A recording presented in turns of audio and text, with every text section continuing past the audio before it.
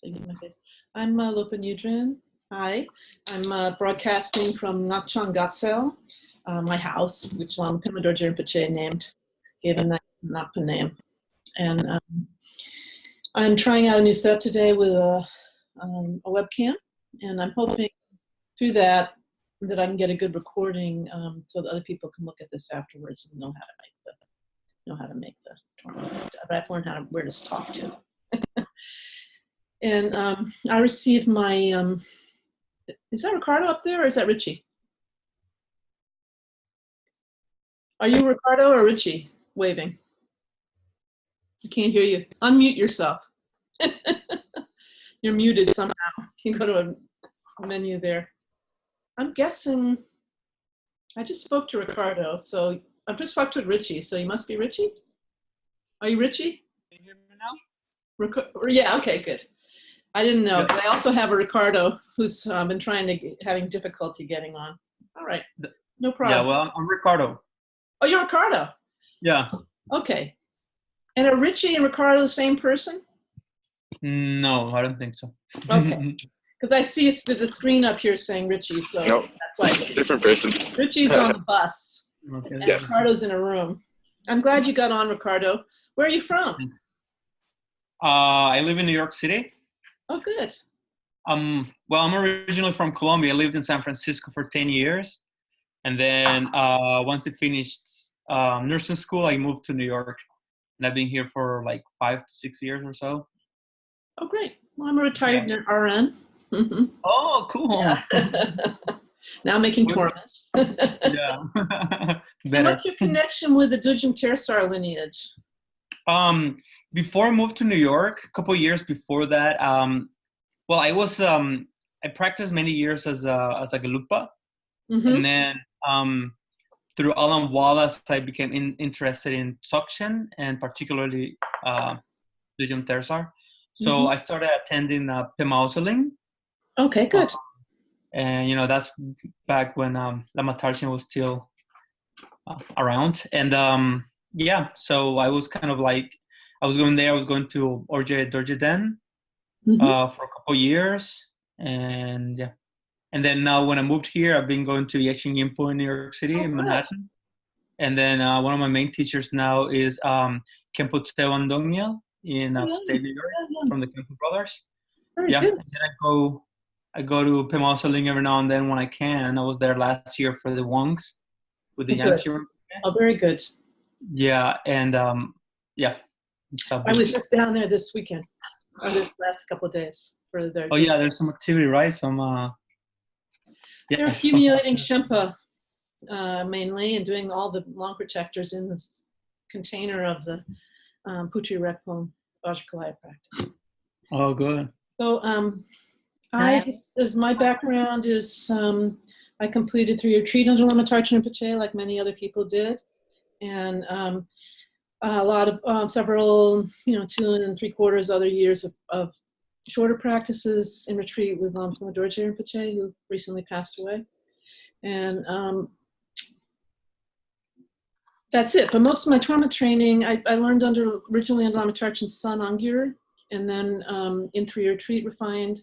And then since then, running this little Nakpa household, or whatever you want to call it, shrine room, I've had to make the tormas over and over again because there isn't anybody else here to do it so far. So I've gotten better at it.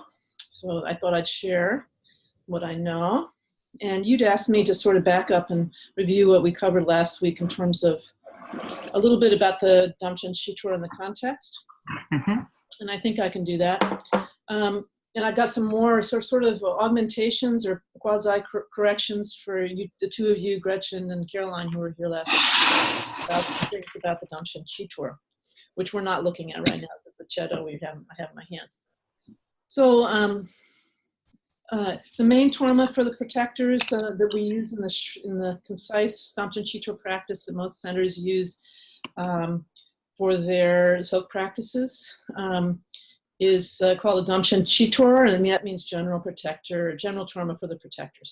And it has a kind of football player shape with shoulders, and on the back of it, it has a little appendages called tebkyu. And there are 8 tebkyu stacked in 2 lines on the back. And those tebkyu, I did a little research with Lama Freddie Trancoso. I don't know if Ricardo, if you know Freddie. He's umse there sometimes at Pimosling, but he did 2 3-year retreats in Lama Tarchin. And he filled me in that indeed, as I had speculated, they represent the different classes of protectors in the General Protector's offering. Our offering practices Dudjom Rinpoche based on the protectors of Nijiling. He changed a few out based on his connections with certain protectors and Dudjom Linka's connection with certain protectors related to protecting the Terma tradition. But Fred was standing in, I think, Costco in the checkout line, and he was able to reel off to me what they are in the Dudjom Tersar. So they generally, he may have them in his mind in order because he's a very proficient umse. And they're spelled out in the middle length protectors that you do for special things like a big summer retreat or a gutur like right now. It's very detailed, but they generally go from the highest to the lowest when they're listed. So highest or high level bodhisattvas, and I don't know, I think they're kind of, I was talking with Fred about this, I was once asking, well, what happens if they go to Buddhahood?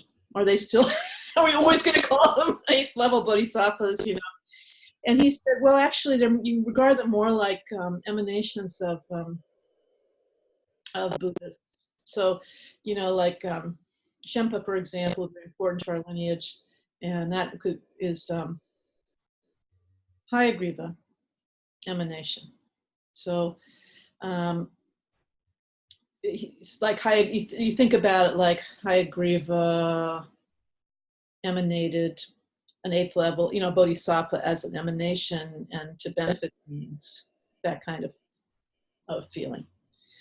So anyway, so this is a list in case I don't know off the top of Fred's head, and you can go through your protector practice to see them in detail. Is Gampo Lecton is the chief protector, is in the Mahakala class, very high class. Maning, there's number 2. The forearm Mahakala is 3. So those guys are all in the Mahakala class. Then you go to Ekajati, Lachen, Shempa, Rahula, Dorje Lekpa is number 8. And then 9, Dugun Shendun. I'm not so familiar with that group. Protector of the Pure Land. Jingdun, probably. Xingpan, like Jing, Pure Land. And then there's not to say wealth and a fierce protector. Dorje Yudron. These are worldly protectors. Saringmar, worldly protectors. Dipun Sumchu. Look that up to remind myself who those are. And then Pehar down there at number 14. Then 15 is Dutra Lamo. 16 is Sen, Naga, and Dut together as one. And they are worldly protectors. And another thing I wanted to clarify is that if you look at this Cheddo, which we're about to make, yes, last week we made these, like, I would call them quarter moon shapes, like tebkyu affixed to the back. And I learned last week that putting a spotlight on it doesn't help. It reflects off and it doesn't look any better. But these moon-like shapes here, down at the base on the Cheddo, but they're at the top of the rows, vertical rows in the Damchen, they are called, Fred tells me, Gyen Lam, Gyen ornament. I don't know if Lam is a path or whatever, but the point is they're sitting upright. And I had said last week that someone at an authority, I couldn't remember who, had told me they were lotus petals. And that's not entirely wrong. Some of them make them shaped more like lotus petals, and he doesn't call them lotus petals, but he'll say they're shaped like lotus petals. And he makes them without the point on the bottom, just going down, coming up like a single lotus petal. And Tarchin Rinpoche said he thought of them as flame-shaped, but he didn't say they were flames. So Our lamas didn't have a definitive description of what these represent, to at least as maybe they did in their omniscient minds, but Fred and I didn't receive that. So down the bottom here, you can see a tepcu. There's 3 shapes on the front of a Cheddo, 3 tepcus on the bottom, and then sitting on them are these genlam, 3 genlam, and then there's 2 genlam just sitting on touching the base on the back. And I've glued my tormas, as you may see, once you get them all ready, if you get a permanent torma made of wood or sculpey or whatever, this is plastic. I recommend gluing them to the base. Can't go wrong, unless you're going to have some portability issue. So a Cheddo, does everybody know what a Cheddo is already? Am I lecturing to the informed? No? Okay. So Cheddo means like a contract. And this is, I checked in with Fred on my impression that the Drekpa are kind of the main ones in the Cheddo class. Like, you want real scoundrels, real anti-negative energy beings were pacified by Guru Rinpoche. And he made a contract with them that we would always offer a torma, and they would behave. They would help us, not harm us. They're not exactly, because they're really worldly, they're not exactly in the class of, I mean, they go into the protectors, definitely protector practices of the 8 classes, but they're wild. And you're just, and so you offer circum to the 8 classes. I don't know if your mamas do that, but I think that that's quite often done. And so anyway, the Cheddo, it's for everybody the Guru Rinpoche made a contract with, which is like all the protectors, but specifically for these, the Drekpa Dege, these 8 classes of real scoundrels. And it's offered in the sadhana, after Lakma and and before the dance of suppression.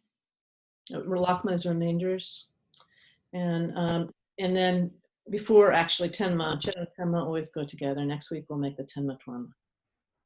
So this is our offering, and I find it, although it seems like one little Torma shouldn't be that hard to make, I actually have always found the shape confounding because it doesn't resemble anything in our world in the West. Maybe it resembles something in the Tibetan world, but so I'm glad we're spending a whole hour on it. We got 45 minutes left, and I think we should start in. Any of you guys got dough besides Caroline? Well, she's on mute. Do you have some? I got dough. Okay, Todd has dough. Todd is, I haven't mentioned Todd because he's, I speak to him about 10 times a day. Because he's my friend who translates a lot of our texts and also is on our board of directors. My #1 helper for our foundation. And I'm hoping he'll also learn to make tormas because he doesn't have enough to do apparently. Translating all our text. Okay, so it's okay if you don't worry about it, but just making the dough is actually, I didn't think it would be very sexy to offer a workshop just on making dough, but if you got good dough, you're half the way there, and if you don't have good dough, you can work for hours on these things and they're never going to come out. They're going to crack, they're going to have problems. My main tips are not to make it add a little bit of oil and really knead it smooth. I gave you the ingredients in there. If you're really going to offer these and you have some dutsi or mendrup at home, you can put some in. There's also a substance called torze, literally torma sacred substance, that is there's a recipe for making that. It's partly made. It includes previous old tormas in it, so that's a root stock kind of thing. So that comes in like a dropper bottle form or little pills that you can put into your dough. And it's just added blessings for the dough, but it's fine without. Don't worry about it. And if your hands get coated in goo and you lost productivity in kneading because it's sticking to your hands, go wash your hands and come back. And always start with washing your hands on starch and really emphasize cleanliness with these things. He didn't worry about breathing on the tormas so much, but we're like wearing masks, didn't do. But he also wasn't getting right up close and, you know, breathing into the torma or sneezing. You know, you wouldn't want to sneeze or anything like that. Just observe general cleanliness like you would if you were handling food for a human. Okay, and so making the dough, then if you make a ball the size of you think your torma is going to need, and you roll it around, I'll show you. Well, this isn't very good because it's got some divots in it now, but if you roll it, this is too much dough, way too much dough but I always go overboard. Looks like a potato, huh? If you get a little bit and get what you think you'll need, and then very close, oopsie, very close up view of this thing. You have to have it way back in order to make it happen. And roll it so that it's completely smooth. You know, a ball is great. And if you see cracks or divots or anything in it, you know, poke them in a little bit with your hands, then roll it again until you have a really smooth surface on that ball before you start. And I'm a real skeptic about received lore about stuff like this, because quite often it's just, I don't know, habit.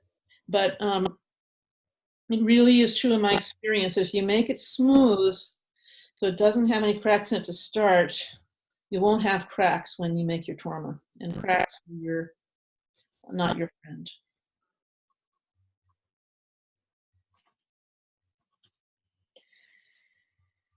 And in general, the principles of working with tormas is they're using the shapes of your hands in general. It's less obvious on the Cheddo. Let's see what we can do with our hands with this. They're using the shape of your two hands. Always work symmetrically and always work with gentle patting rather than pushing in. You see a mound there, it's too far out and you push it in. Well, then it's really hard to get your shape back again once you've over pushed. So it's better to go to many, many small motions than to. Oh, I didn't get the food coloring or ghee ready today. We'll see how far we get. Okay. So I got a nice little ball. It doesn't have any cracks in it. I'm happy. Pretty. It being too dry is a problem. I went many years. I made it too dry. If you start a little bit too wet, but through the kneading process, or if you use an electric kneader for dough, that's fine too. It'll stiffen up somewhat through an unknown mechanism because they say that oats don't have gluten in them. Okay, so yeah, I'm going to look at this torma, which Lama Tarchin Rinpoche designed. I.e., he had somebody make it this way he wanted and corrected them over and over and over and over again. And then they made a plastic mold and like that. And then each of us, plastic molds aren't as easy as they sound. Then you have to do a lot of sanding and priming, this kind of thing. But so this is what you end up at the end of the long process. It's difficult. So I'm kind of trying to make it oblong. In this kind of motion with my hands, that's what's coming naturally. As I was driving over here, I was thinking about, I feel like starting this class, I feel like the place kicker, you know, the designated kicker, it comes in for the football team. And, you know, I'm supposed to be the one that knows how to do it. And what if I can't do it? There's 100,000 people watching me on television and everything. And what if I can't make this Cheddo today? It always comes out different. So I'm getting this kind of longer shape going that resembles more the shape of the Cheddo and the size of the Cheddo. I'm not going to need this much dough. What's going to happen is I'm going to end up cutting off extra material at the bottom. So having a knife handy, like I advised you in your notes, but I didn't take my own advice, is a good thing. Never cut off the top. Cutting the top is hard to heal that wound in your torma. Okay. So this is, I can tell, it doesn't have a lot of dough in it once it gets down to it. Once you start getting the shape going. So I'm kind of rolling it out longer because I know I'm going to cut the end off. And this size is, well, what would you say? 4.5 inches, maybe, tall. It's the same height as the tenma, if you know what that is. The one we're going to make next week is a three tormas together that make up the tenma sisters torma.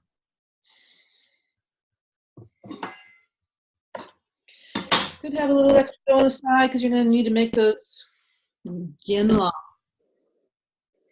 Another trick is I often forget to mention is when you're done, put a little dip in the bottom with your finger, and that makes a suction cup. It really works. And then it doesn't fall over for your chipping in the shrine room, which is not something desirable.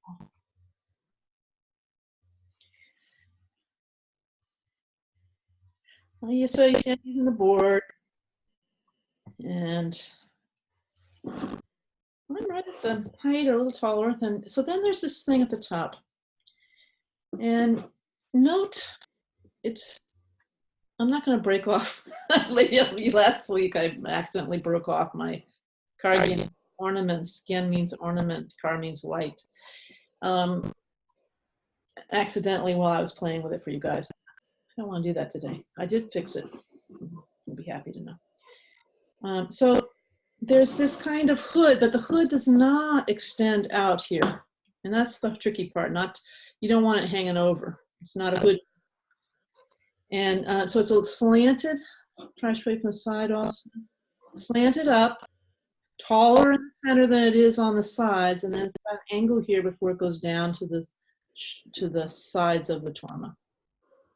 Kind of turning it around so you get a better view. And I just want to remind myself to say what I said last week too, is this is Lama Tarchin style, which came from Lama Lin in Tibet, where he was trained by Dudjom Rinpoche, and Dudjom Rinpoche's right-hand man, Kusho Gyerme, who's the story of his passing, Kusho Gyerme's passing, you can read in Cheddo Torma's book, Lord of the Dance. Kusho Gyerme and Dudjom Rinpoche trained together at Minderling Monastery. Dudjom Rinpoche did not spend a long time there. Lama Tarchin didn't know how long, but he wasn't there. He was there just to get what he needed and didn't stay long. And so you see this kind of padding action symmetrical, using both at the same time. What we're going for. Then the front, you want this to stick out. It's also triangular. So the whole thing, if you view it from the top, is kind of diamond shaped. You get what I mean. Here I can't do both sides at once. I'm just kind of, I'm making the edge here in reverse. Noting where the top, just kind of roughed in the top shape of that hood, not hoodie. And then the front is going to be like with the domchen, this kind of action, where you're making a point coming down very slowly and gently. And not so slowly that you never get it done. And it's a really subtle shape.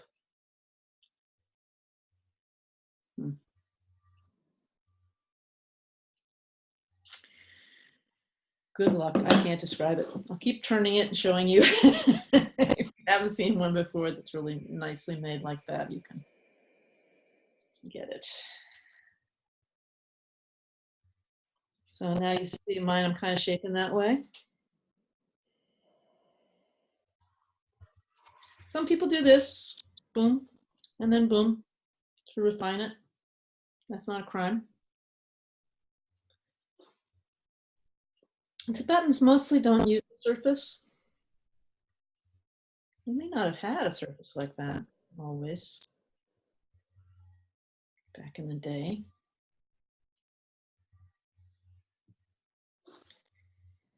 Now, looking at this back front to back, I notice the top is a little narrower. Lamtarchin always stress subtlety. You don't have like zoop. It's very subtle shifting from here down here. It goes out and then subtly actually dips in ever so slightly and then out down to the base. So the shoulders here, you can call them that, a little bit narrower than here, but only slightly.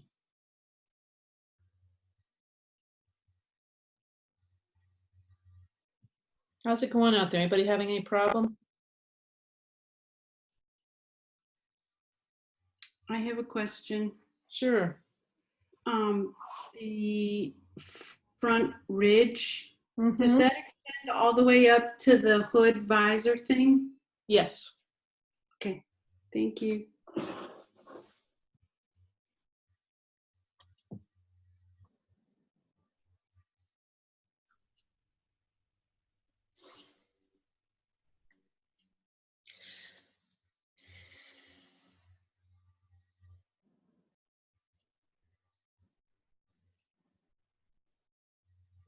Ricardo, did I answer you had some kind of questions about protectors, maybe tormas in general. Did I kind of touch on what you needed? Generally, yeah, I guess. I just kind of wanted a general, overview of like the purpose and things like that. I mean, I know some of it, but Yeah. Well, some of these are indigenous gods and demons of Tibet, and some of them are came with us. Came with us. That's optimistic. Came with Vajrayana from India.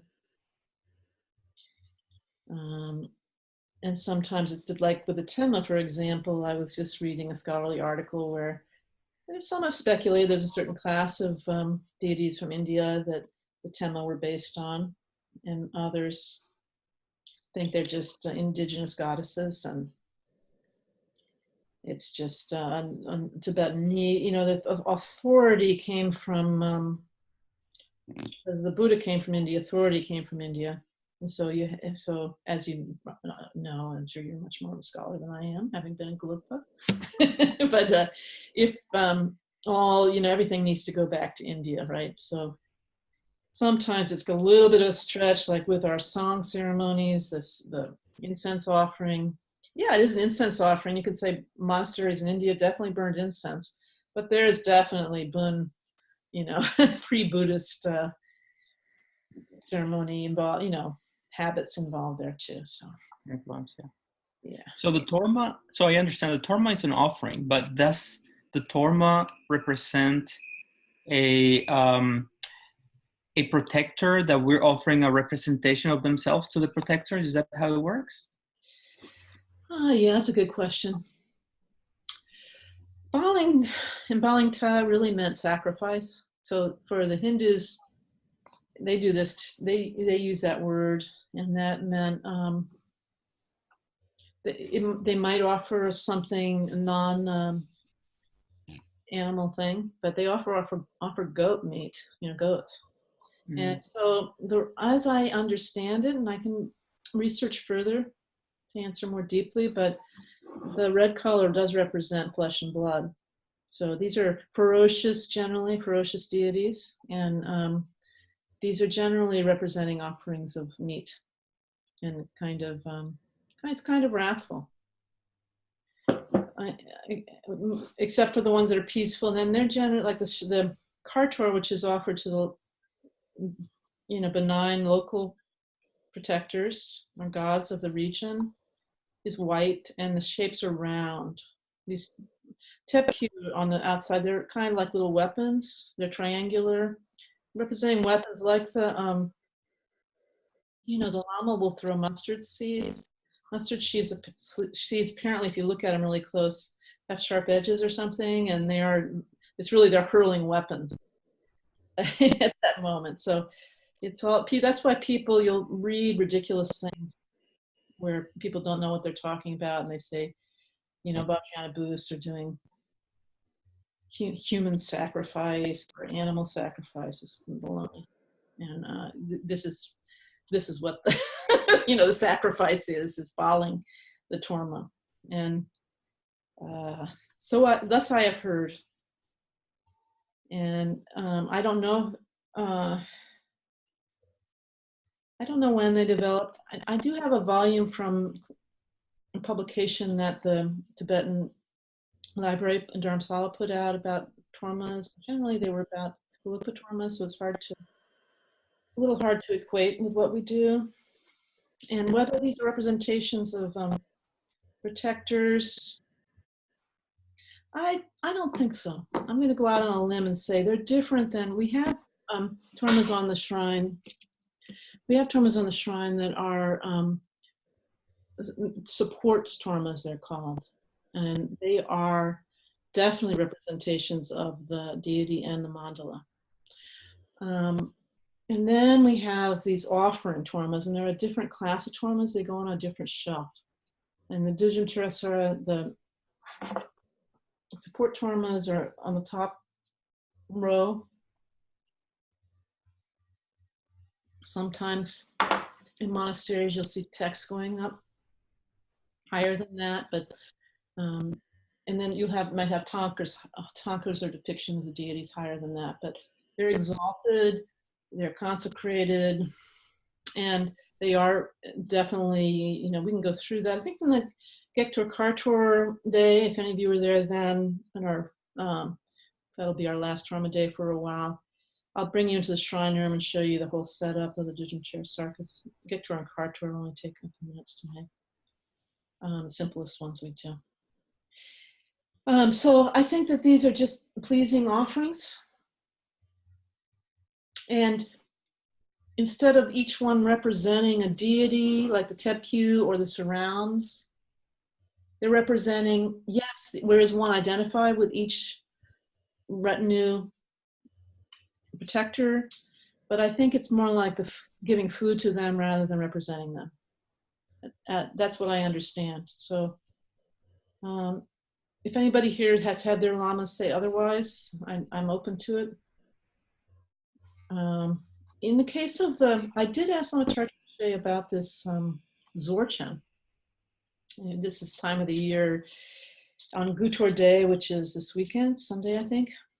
A Zor, which is really a weapon. It's a big triangle, looks like a big triangular Vajpayana head,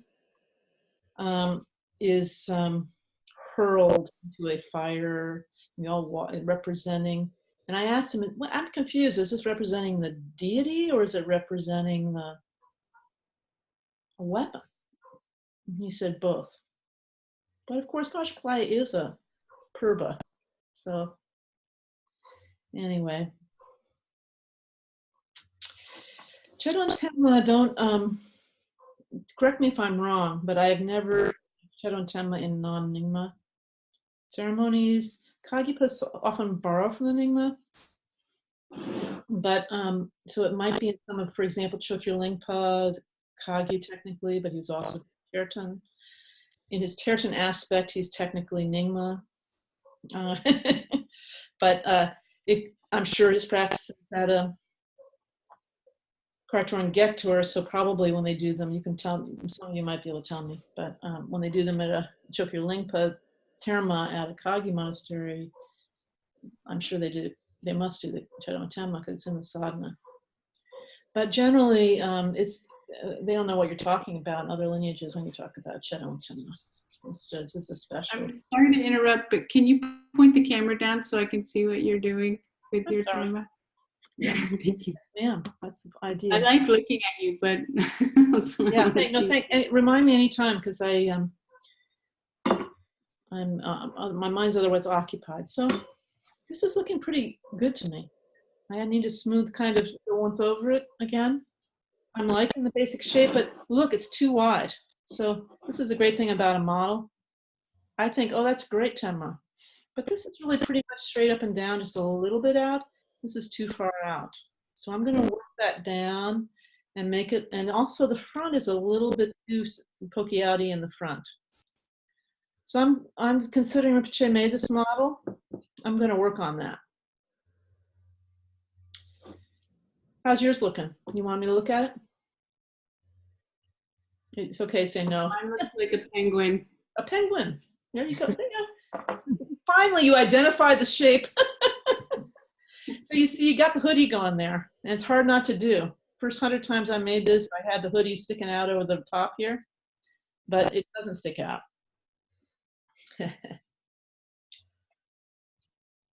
All right, so I'm about the sides.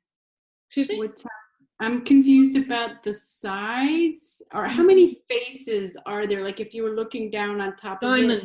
It's diamond shaped, looking down at it. Okay. So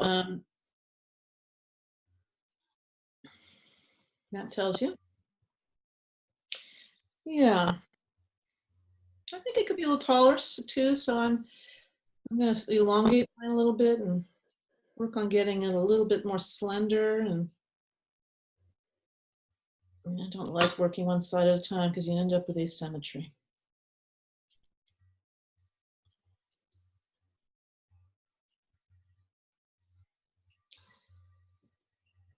I have to say that although Lama Tarchin Rinpoche was knew all, could talk for hours and did, you can go get a whole video series at heartteachings.com on protectors, him going through the sadhana and stuff. It was not a huge focus for him. And in general, Lama Tarchin Rinpoche focused on the higher practices, as did Dudjom Tersar, that everything comes from accomplishing the deity, which means, realizing your own wisdom nature. And he wasn't really very shamanistic.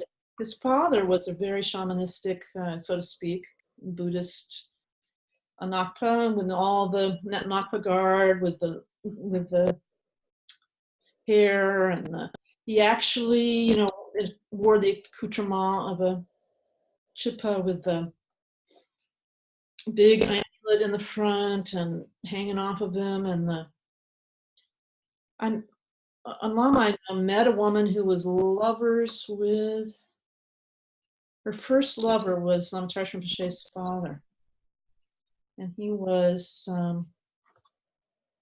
fierce. You have, for doing exorcisms, you have a baby skin slung over one of your shoulders. Scary guy, and he wasn't very nice. One has the impression from Lama Tarchin Rinpoche.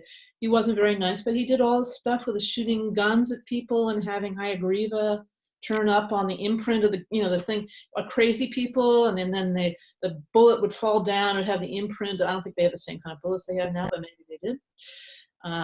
Pin a print of Hayagriva on the bullet, and all sorts of wrathful rituals. And so there was always an army of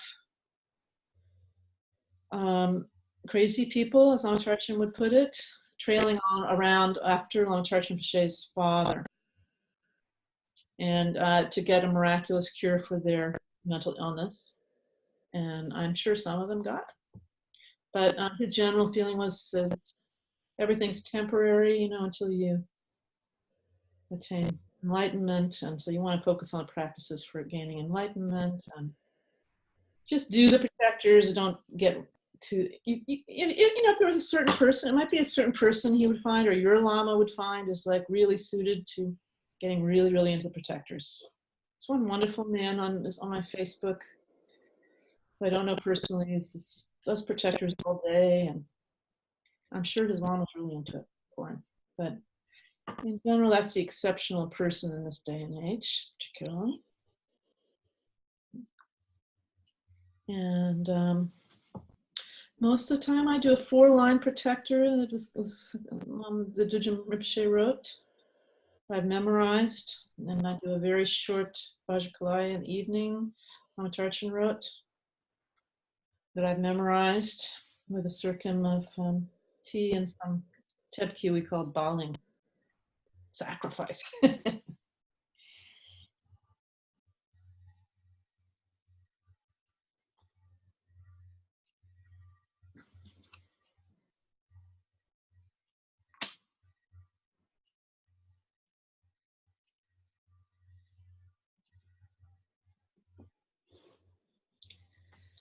Still, this back is too thick. I've just made it too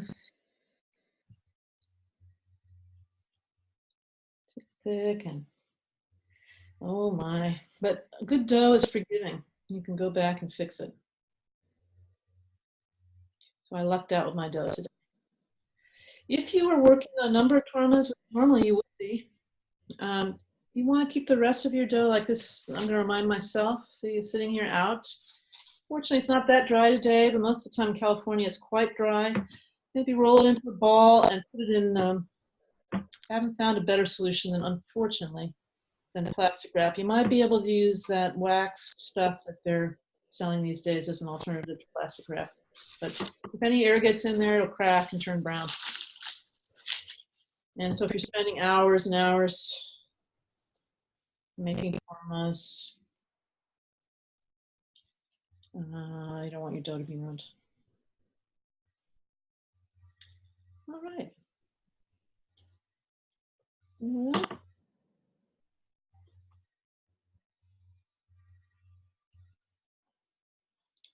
I'm trying to work this down.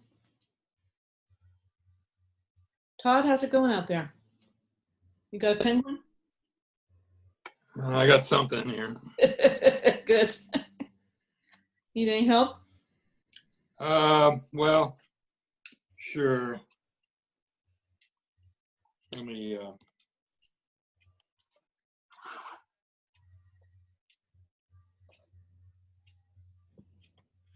so, I don't know.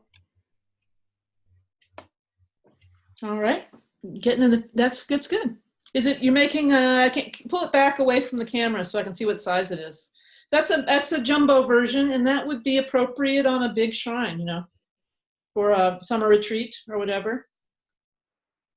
So no problem, size is no problem. It's just proportional to the, you know, to the event. Right.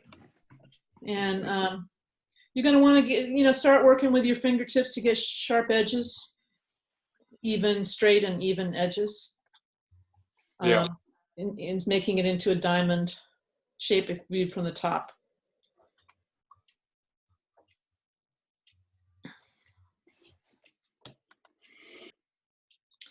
Okay, I'm still hoping this Cheddo will forgive me.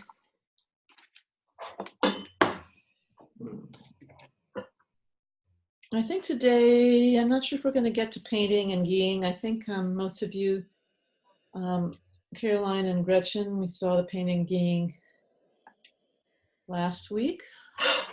We still got 15 minutes to go though, who knows? Ricardo and Richie, the ghee is, you can clarify your own butter. Most of the time we do that, we don't get all the fat out, and it looks great when you put it on, and then the next day, if you're keeping it overnight, for example, or on a dry day, it dries out later in the day, you see these big white marks on the torma. It's not terrible, it's acceptable, but for a more beautiful finish, the point of that layer of ghee is so the torma doesn't crack, because it can just crack and completely fall apart on you if you don't coat it in something. It's like a preservative, but it also has a side effect of making the torma more beautiful and shiny, like a glossy paint. So the modern reality is that we have, even in non-Indian stores, prefab ghee these days available in most urban areas. And it lasts out of the, if you have really professional prepared ghee, it lasts forever outside of the refrigerator, so it doesn't take up space anywhere. And just melting a little and brushing it on after your coat of food coloring really makes the whole thing pop.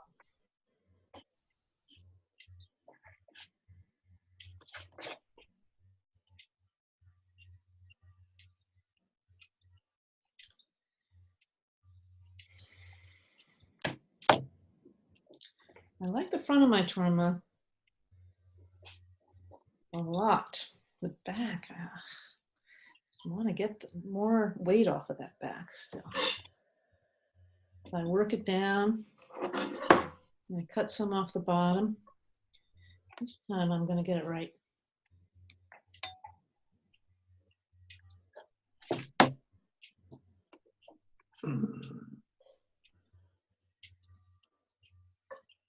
Good.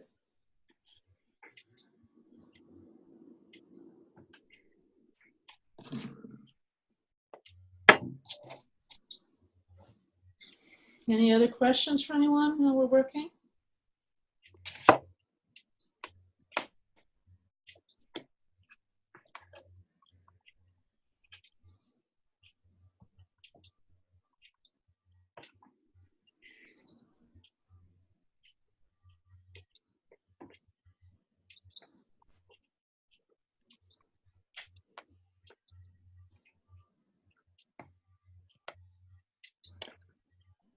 So the sides of the back, they've got a little bit of rounding to them.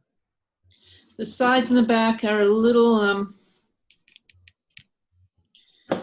sides. There's a little, comes the top's a little straight down and a little bit out, and a little bit in, and then a little bit out the base. Not much. So mine is a little triangular now, and I'm working it into a more shape like that.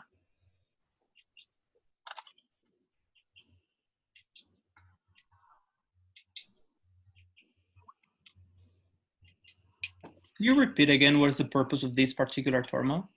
Sure. Or what you practice? There's a section, you do soak, right? And then after the soak, you have the remainders go out. And then after that, the Cheddo. And that means the contracted arrangement between Guru Rinpoche and the sort of worldly protectors. And as far as I know, they're all masculine. It's never really talked about that way, but generally they talk about Drekpa as being the most like untamed beings, but they're gonna take care of us because they have an arrangement with Guru Rinpoche. He subjugated them, and probably said, I think it's our call, I'll let you go about your way, but you've got to take care of my students from now until forever. That's that. And then next week we'll get into the Tenma. I want to be better prepped before I do that. But they always go together. The Cheddo and then the Tenma are feminine mountain deities of lakes and mountains and places, worldly again. And there's a similar sort of arrangement with them in every Nyingma sadhana. Almost every Nyingma sadhana. I'm thinking of Khandra Tuktik, our Yeshisogya sadhana. It's optional to do the Cheddo and Tenma in there. People generally insert them, but it's not in the sadhana itself. I believe, if I recall from my accomplishment, that deity. And then, definitely Vajakalaya. Any way to, oh look, a little sheet of saran wrap that comes off. I bet that helps. Mm-hmm. So, what was I saying? Oh yeah, so our main practices, because Dudjom Rinpoche prioritized them for us, are Vajakalaya, and we do the Putri Rekpalan, which is his terma. He did an arrangement of combining a number of Vajakalaya practices together, particularly the Namchak Putri of Dudjom Lingpa, and he called it Namchak Putri. And that's a huge sadhana that mostly people do in a long-term retreat. It takes forever to do and very difficult. And it's got a very elaborated cycle. Everything is long in that cycle, mainly. For us, anyway. we don't want to have 12-hour days. Mostly just wonderful. Rekpom Sadhana. So that's our Vajraklaya, our Yidam practice. And me is either Torma or Yeshisogyal and Torma. So Vajraklaya has Cheddo and Tenma. Torma has a different Cheddo and Tenma design, but it's the same essence. And then Yeshisogyal, you can insert one in there. And so the peaceful is Yeshisogyal, and the wrathful is Torma, or the Dakinis. And then in the Lama cycle, the peaceful is Sokituktik and the wrathful is Guru Drola. Both of those have Cheddo and Tenma. So this is ubiquitous. Tormas.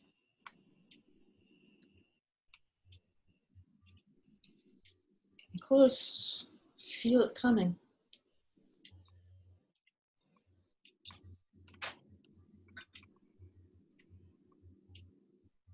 And some might put, some might say this Dorsum Lama Chipa practice that's done all the time in relation to lamas who passed away mostly. The Vajrasattva practice, some would put that as a Yidam practice. You could call it a Yidam or a Lama practice. And of course there's other countless Lama practices, countless Yidam practices, and countless Dakini practices. If you go through all the volumes of Dudjom Rinpoche's works and Dudjom Lingpa's works. But fortunately, we had Kyabje Dudjom Rinpoche to tell us what's the most important. And he said for this time, actually the most wrathful are the most important, because it's such, our obscurations are so thick, a lot to cut through. That's why, and Tillinor Rinpoche, like if I told Lama Sangam to focus on the wrathful practices for summer retreat mainly. So we had that confirmation from Tillinor Rinpoche, who lived in this country, walked at Kamosuling. And I'm not sure whatever your individual lamas have said at your centers, from Dawa Rinpoche, very important lama, no Lama Rangbar is connected to Gretchen. They may have found different, but that's the general advice of the lineage.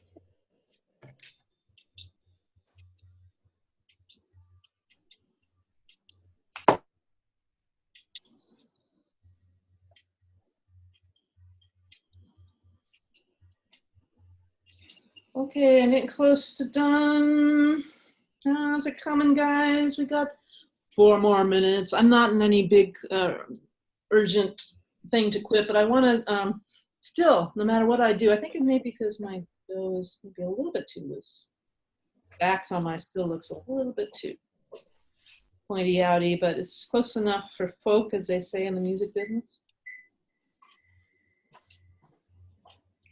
And then the final job is kind of going over with your thumbs, gently pat, pat, pat, to get all the little divots out and stuff.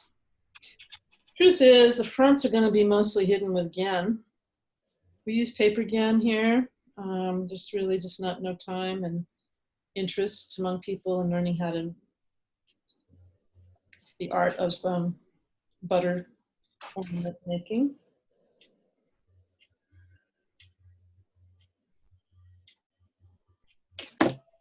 Okay, pretty happy. The back is still a little bit too triangular, but for the sake of time,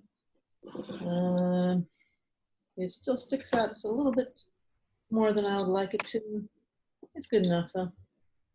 I think I got the football through the goalposts.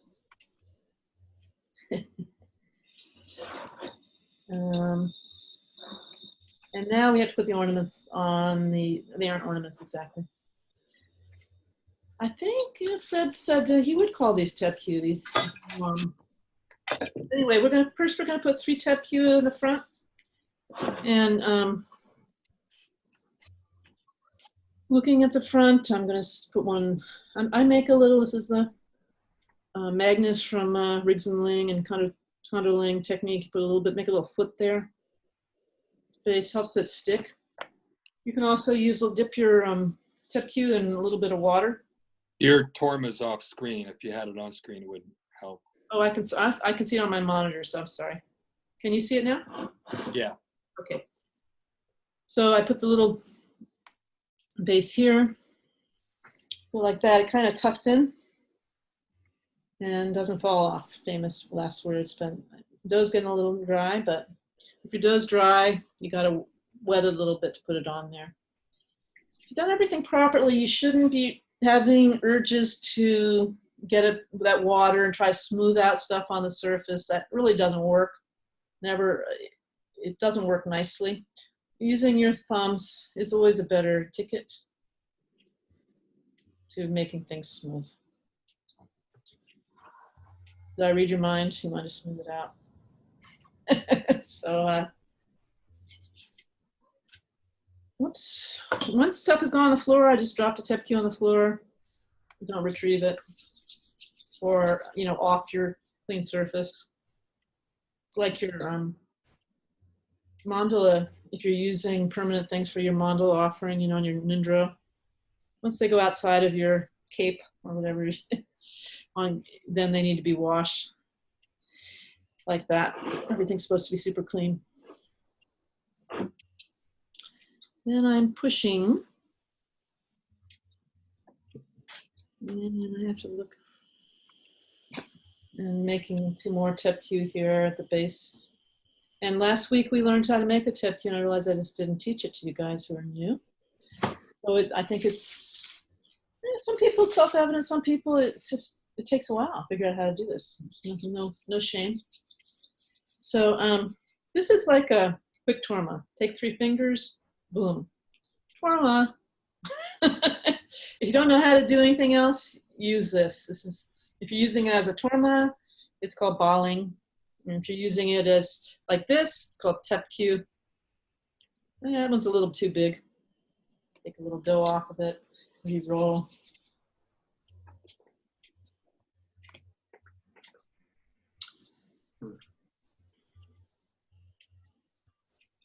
Okay.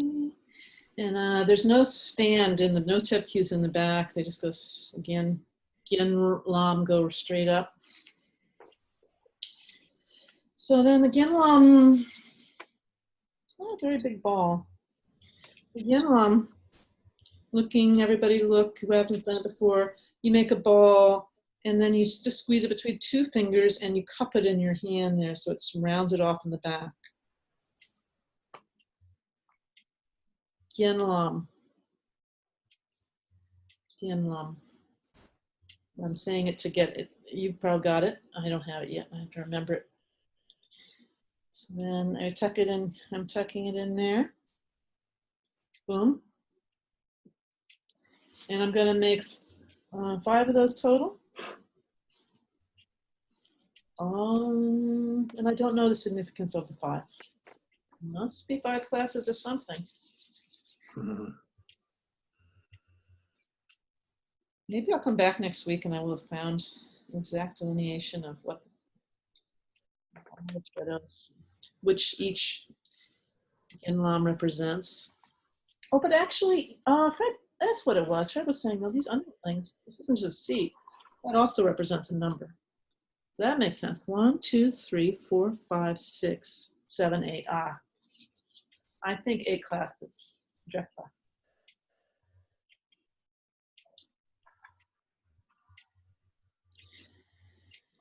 Okay, here's that little guy. They look kind of cool. I'm running over a little bit, but I'm not going to run over much. Just want to get these last 2 guys on.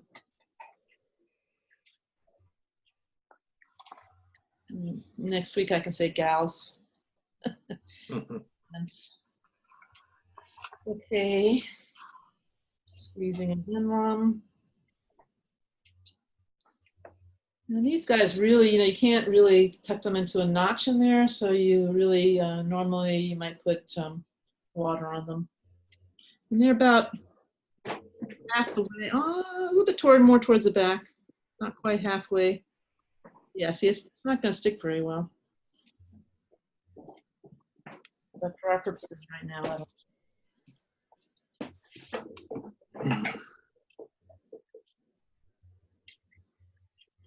And you can freeze them. I'm going to freeze these and use them for our soak on February 23rd. By the time I get done doing a series, I'll have a whole set.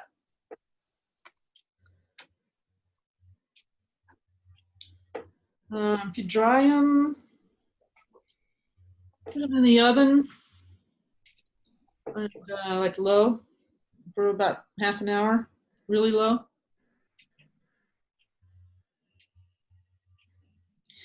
And they'll crack a bit. But that's what it has to be. It has to. Do you do that before you painted and put the ghee on? Yeah, we tried that. We did that before, yeah. So I'm going back a little bit in our experimentation in 3-year retreat. Eventually we landed on the salt dough method. If that's forbidden by your lama, you'll have to rely on either freezing or drying. And freezing, you know, not too many people have that kind of freezer space. So drying. Yeah.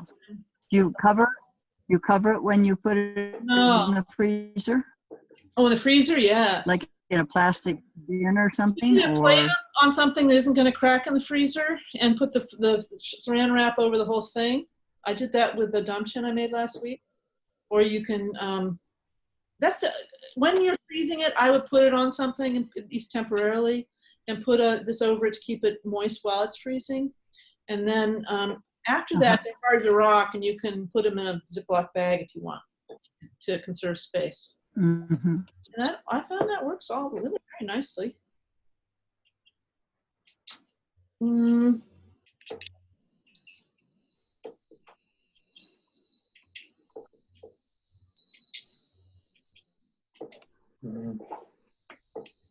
Okay, guys, so I have to make this smaller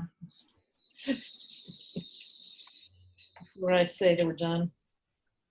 It would be prettier if it was all colored and everything, but I got to talking. You can paint things anytime. And you want to, if you're painting with food coloring, you want to use some, I'm calling this done. You want to use the dilute red and add a little bit of yellow and make it pop. Just a few drops. And that'll, everybody go, why do your tormas look so special? Well, it's Lama Tarchin's trick. A little bit of yellow in there makes it look a little orangey and light up rather than you don't want to, although they are representing bloody stuff, you don't want a bloody red. Too dark. So you adding water to the food coloring, or is it just? Oh, definitely. Yeah. And you just have to eyeball it. Yeah. And I actually keep the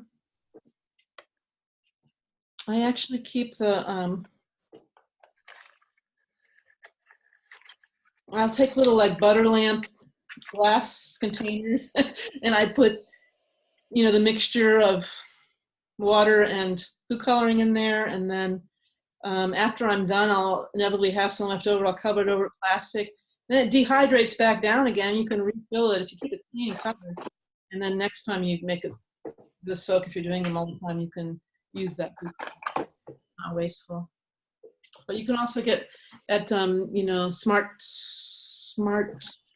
and Final is a branch out here, like a industrial restaurant supply. You can get gallon jugs of red food coloring, so it'll last you forever.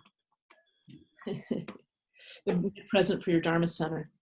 But if you are buying food coloring, the yellow is not the egg yellow. That's an orange, really. You want the lemon yellow. All right, so folks, there's your Cheddo without ornaments or paint this week. And there's some precious Cheddo one more time, and the contract. That's what it's called. That's what Cheddo means literally. Chaddo is how it's spelled. Chaddo. Trying to get it in there. So I have to think backward. It's like when I was rubbing your belly and patting your head. cycles things. You notice with the gyan though, however you're making them, notice how the crest over the top quite a bit, like it's like a half an inch above the top of the torma. And this is the width of it. So the one on your damchen is really wide. And if you have shoulders on if you put arm shape like last week's damchen, it comes up to just over the level of the shoulder. It's not way down here, sitting on the tepki at the bottom or the gyan palm.